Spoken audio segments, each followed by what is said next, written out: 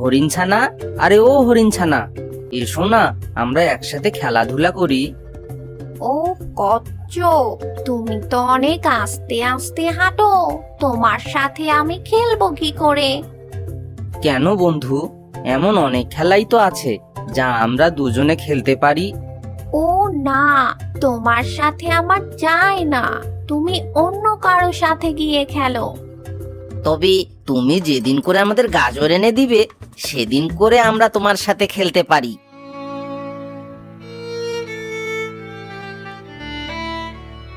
কেউ আমার সাথে খেলতে চায় না, আমার বন্ধু নেই।